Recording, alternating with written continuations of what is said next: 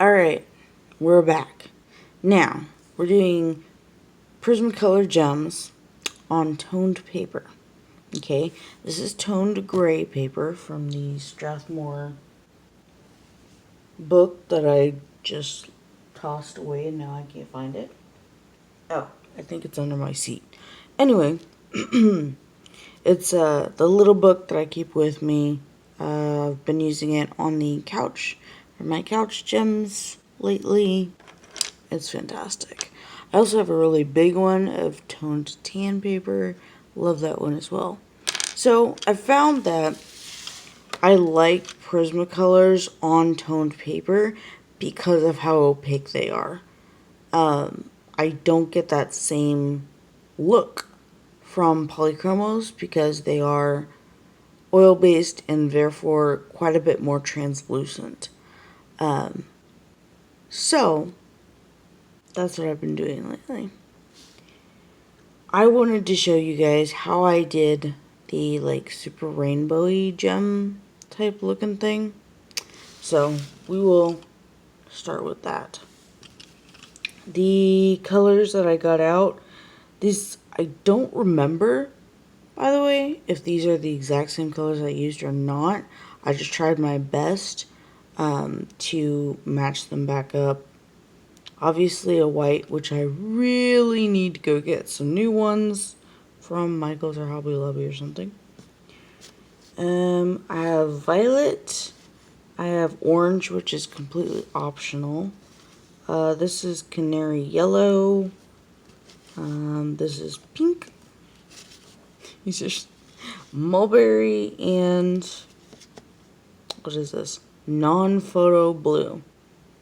Apparently it's camera shot. So, let's start with the other thing about, I'm learning more, I guess I should say, about Prismas because I'm using them more. But a good sharpener is a must. Like, I think half of my issues that I had with them were how much they break. If they don't break nearly as often, I hate them less, okay? So, if you don't know already, or you haven't watched my video on it, I use the Carl Angel 5 sharpener. Looks like this, has a crank. I should just move this, huh? Has a crank, stands up, and it's awesome. You pull it out here, you stick your pencil in, and it will hold it for you, and all you do is hold the top and crank, okay? And it gives me amazing points on everything, and leaves dust everywhere when I do that and lay it on the side. But it gives me these kind of points even on Prismacolors. It does not break them. I break them because I'm not being light-handed enough. So, however, it does not sharpen after you get to a certain point, so I'll have to find a different sharpener for my white. We're going to go with light somewhere up here. So my reflected light, I'm just going to do down here. This is basically to remind myself because the Prismacolors can go on top, or the white can go on top, whereas polychromos, not so much. Because of their translucency, polychromos don't do white on top nearly as well. But they can. I mean, it's not impossible. So, anyway, that's mostly to remind myself that that's where my glow is going to be, the reflected light. So, on to our base of pink. And keeping a sharp point on these helps so much when you're actually trying to get the layers that you want on these gems. Because otherwise you end up with tons of the white spots. I don't like to burnish, by the way. Burnishing where you use so much pressure with like a blunt one that you like basically flatten everything into itself. I don't like doing that. And also, you know, it just breaks more Prismacolors, so why would I do that? But yeah, using sharp points has helped a whole bunch in me liking these more than normal. Those of you who have followed me for a long time know that I'm not a huge fan, but that's okay. Maybe that will change. Who knows?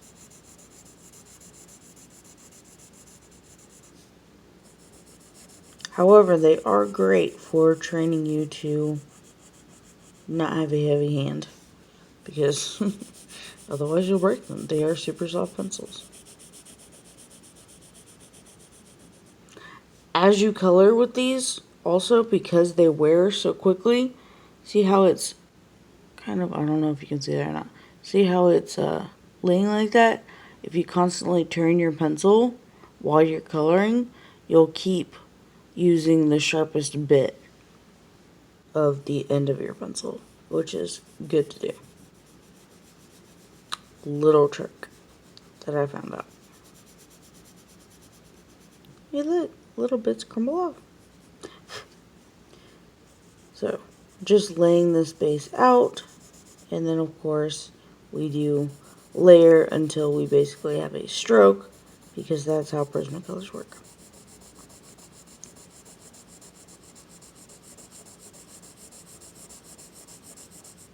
I'm just going to put down some more here in the middle, because that's basically where you see the most pink.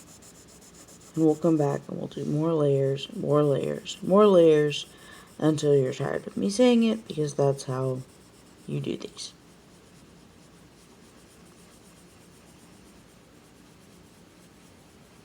Okay, now, when adding colors to any other color, you need to know what colors to use, of course, as well as shades, so that you can get the effect that you want without making muddy colors.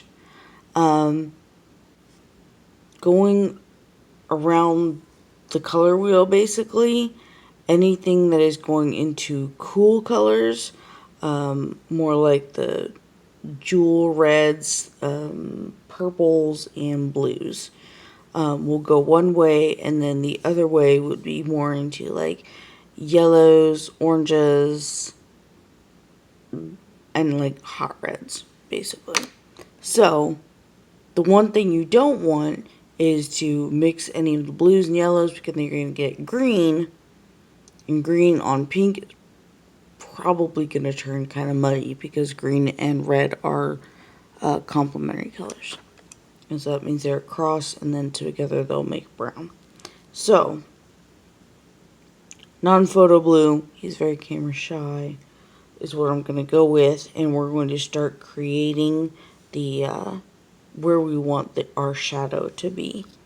And so on the other one, what I did was I left pink around the edges, and then I just started going in with some of the blue, and blue and pink will make purple, or a lavenderish color. So you'll see some of that as we go over it with pink and over it with the blue. So I'm going to bring this up here. And then, because purple gets a lot darker, we'll make it purple up here for our shadow. So I want to go around the edge. And don't worry, we'll be doing lots of layers, so it gets nice and smooth. I don't like to use my odorless mineral spirits with Prismacolors. I find that they get kind of gummy. Like, maybe I'm just not doing it as well as I should, and I have to find a different way to do it. But with Prismacolors, I prefer to blend just with the pencils. So that's what I do. If you like to use that or whatever, go for it. I also found that I'm not a huge fan of the colorless blender pencil, because that just adds more wax, which nobody needs when they're this waxy. So, again, these are all my opinions. If you have a problem with me, just tell me, because I really don't mind. More pink. Guys, more pink, because layers and stuff.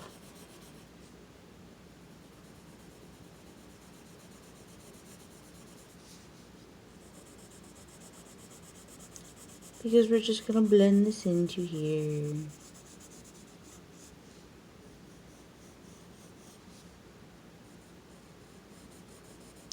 If you are people who don't like how soft they are or how much they break, like me, try Pablo's. Caran Pablo's. Those are really wonderful pencils. I have a 12 set that I adore. And they work really, really well. They are wax-based. They are not oil-based, no matter what anybody tells you. Ask Karen Diosh, they will tell you they're wax-based.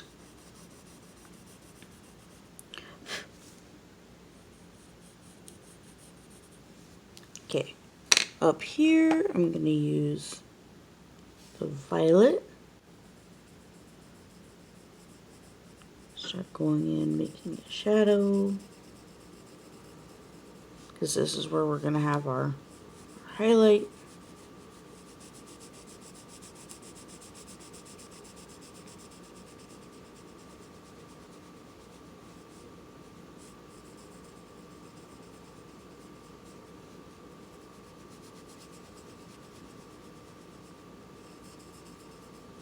And then you just blend back and forth, back and forth, back and forth with your pink.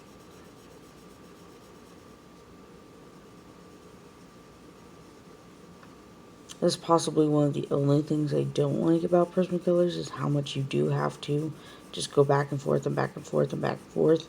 But, you know, hey, if it gets you the desired effect that you want, then why not? Take your time and have patience with it.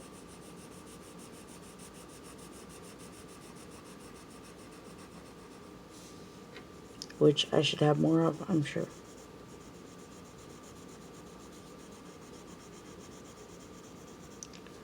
It's getting too dull. It's getting way too dull. I can't get in there anymore. To like kind of kill any of those little tiny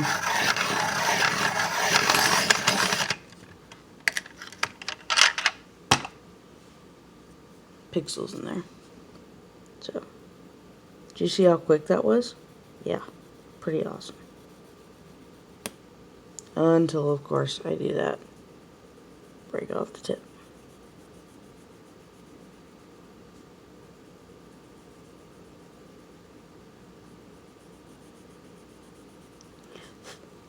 Okay. Go back to my violet over here.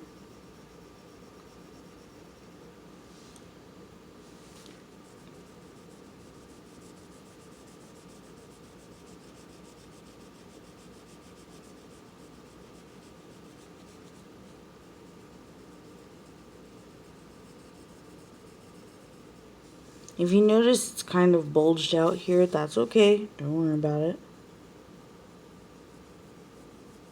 I'm gonna bring this down some over this way. And I'm gonna go back to the non-photo blue.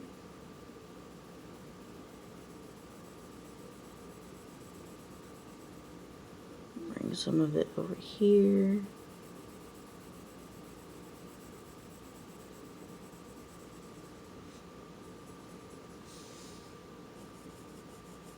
Bring some more of it down over here, because why not?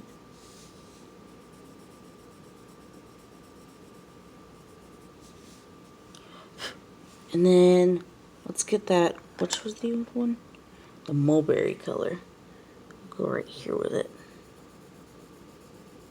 Add some depth, because it's kind of a darky, pinky purple color.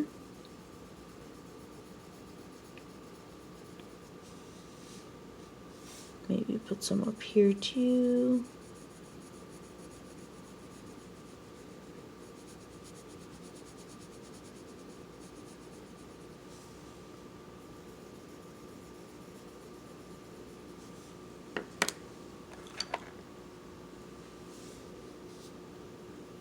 Some more purple.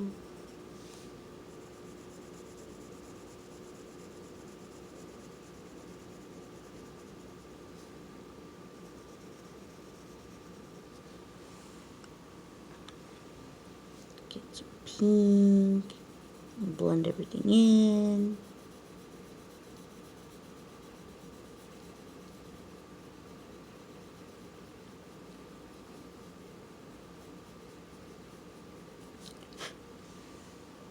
You know, just kind of continue. Alright, now we're going to work on our little highlighted or reflected light down here a bit. We go in with more pink, of course.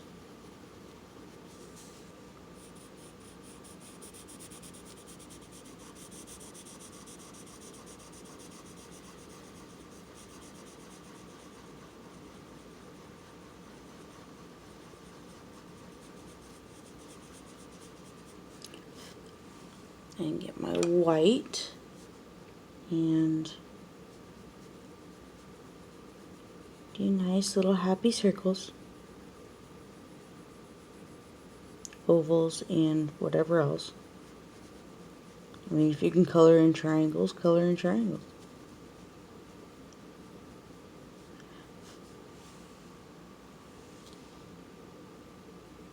And this just takes layering to get it nice and glowy.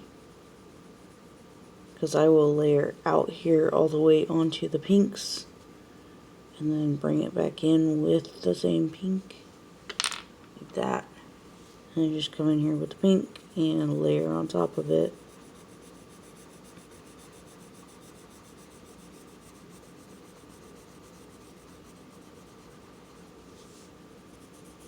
On top of the edges is what I mean.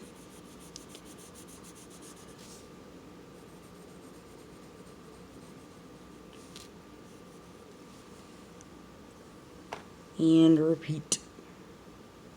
And repeat and repeat until you are satisfied that it is nice and glowy.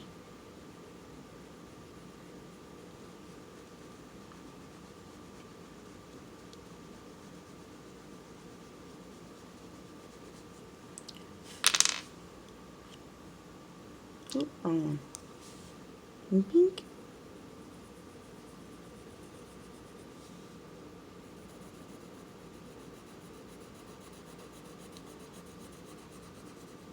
Now, with the one that I did in my sketchbook, I believe I put yellow and orange in here as well. So, let's do that.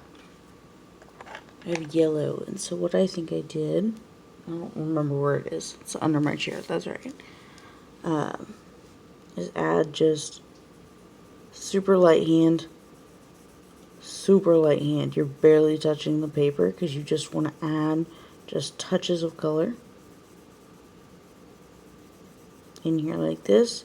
Going over the pink, you can see how it sort of turns a little bit orange, which is fine because we kind of want that.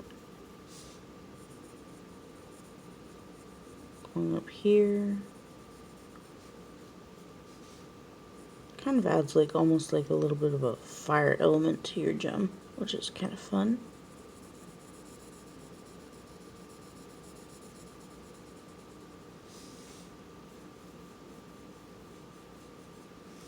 If you feel like it's too much, use your white, use your pink, you know, go in, layer over it, whatever you want to do.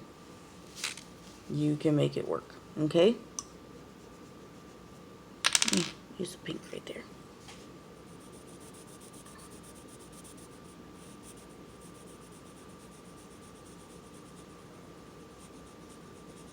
I was very careful here not to go over the blue.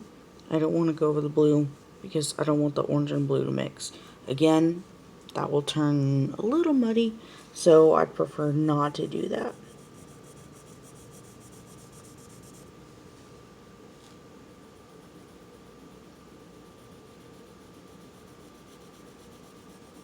Kind of blend this a little bit around these edges, so it's not quite so sharp of a change.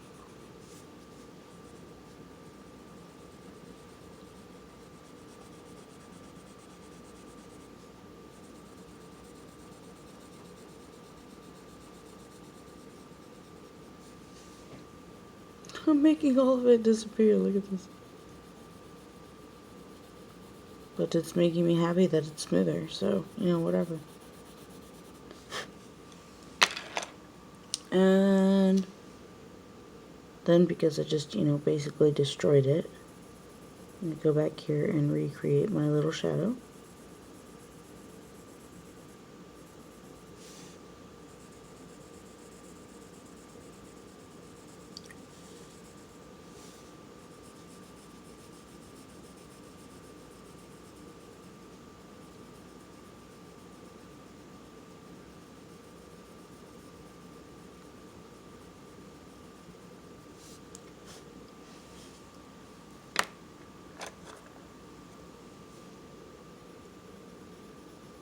This is what it takes though, guys, like, the infinite amount of layers on this. But, like I said, I like the effect, so that's why I do it.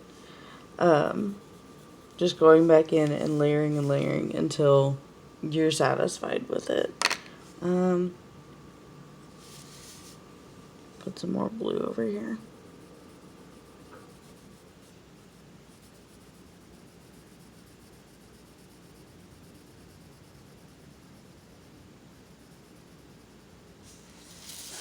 Like that.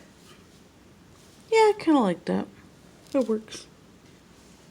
So, that's what I did with it. Let's put some more for mulberry in here. Why not?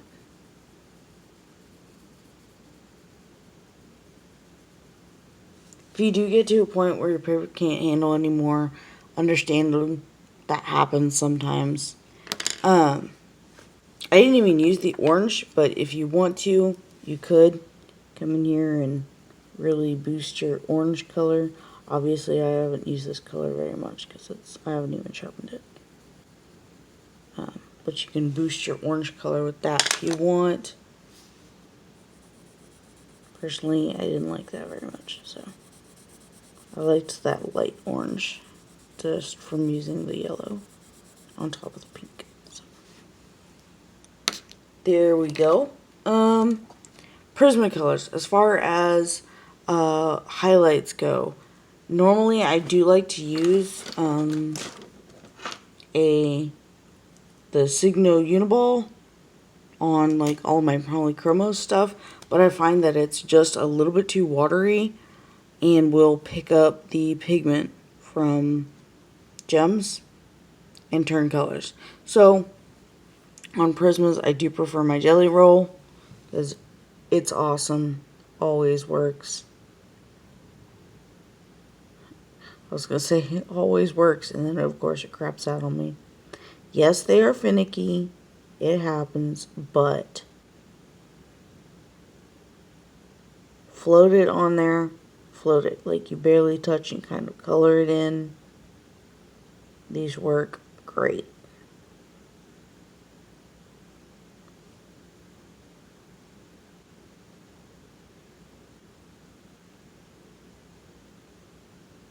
You know me, I like to do a little parted highlight up here and do some little like happy bounce things around here because there's more than one light source but only one like direct one. That's what I pretend, because all of this is pretend anyway. And there you have it, your very own like rainbow looking gem. And go check out the scroll work one and do scroll work all the way around it, and there you go. Go do one and post it, and I want to see it, and tag me, and I'll talk to you guys later. Bye.